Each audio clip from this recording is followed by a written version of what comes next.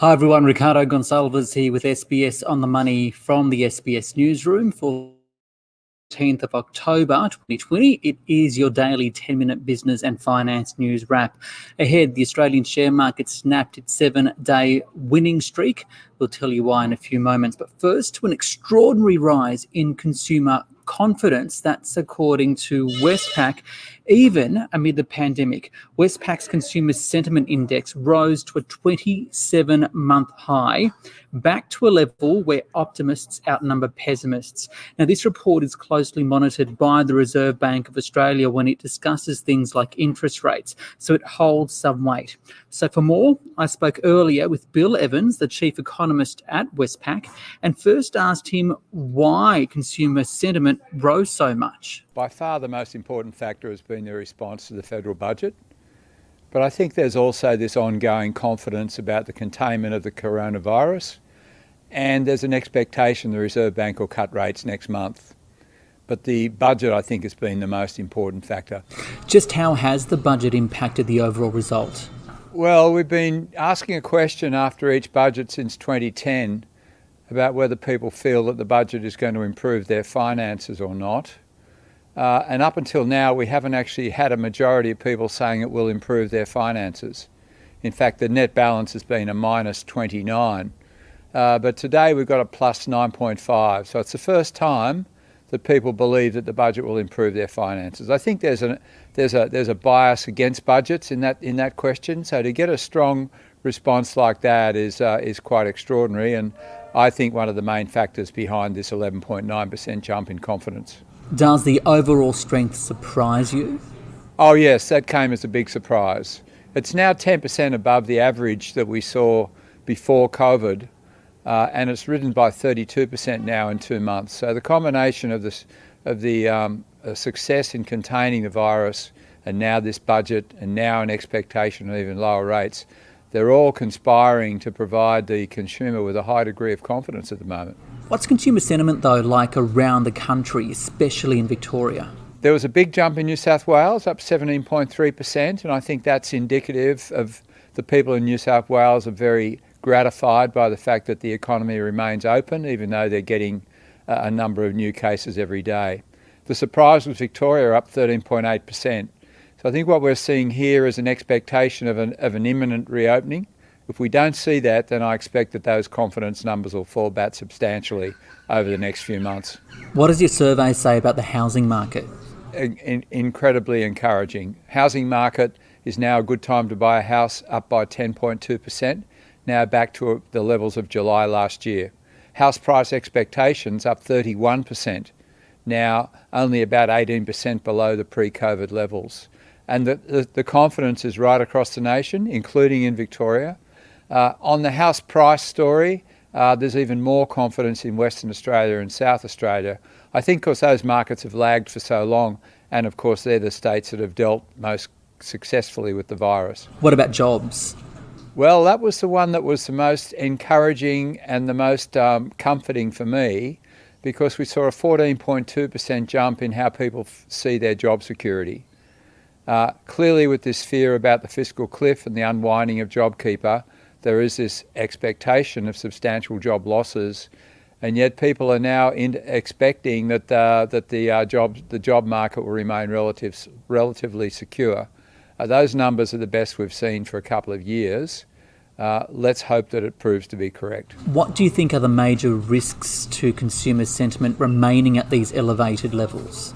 I think the first one, of course, is that this is really a very short-term positive reaction to an unexpectedly constructive budget, and potentially we'll see some of that confidence ease off over the next few months. But of course, the second one, of course, is the impact that the Victorian numbers are having on the overall national number. If we were to see disappointments in Victoria, that of course would also downgrade the numbers going forward. And the 17% jump in New South Wales, of course, that's based on the fact that that state remains open and can deal with the new cases it's seeing every day. And of course, the final one, if the Reserve Bank doesn't cut interest rates next month, I think that'll have an impact as well, particularly on confidence in the housing market.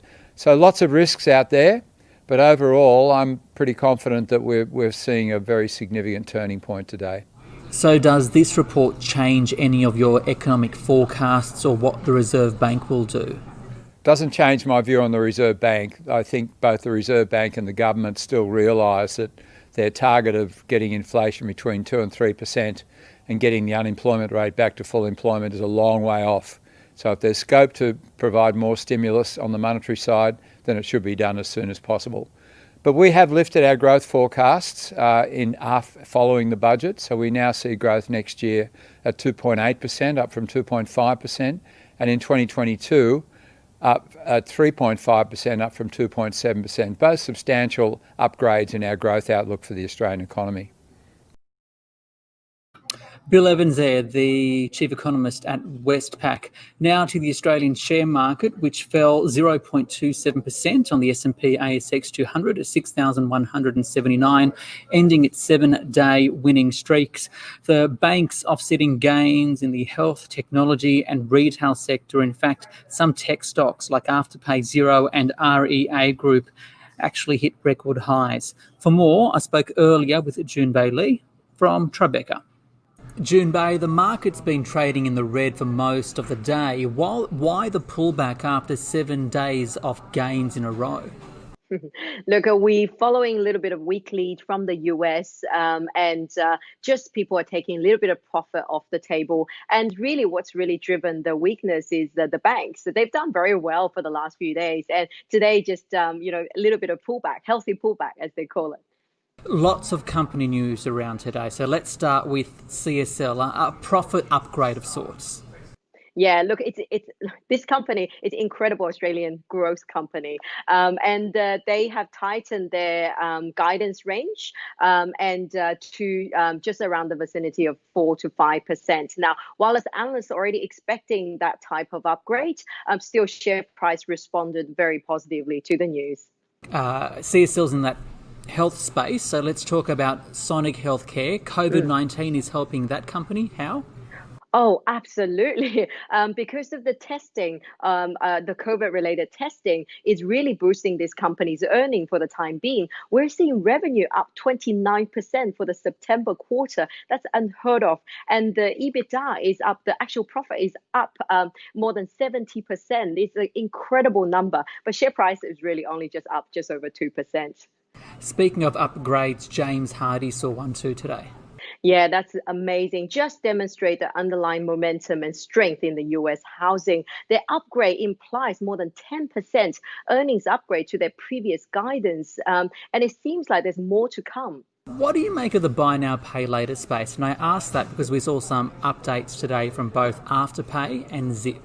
Yeah, look, we like the buy now, pay later, but clearly they have performed very well. We're seeing a bit of profit taking in Zip because after the update was very, very strong. And Afterpay today, we're actually seeing a positive share price movement just because Austrac has decided not to go after the company for some of the issues it's looking into.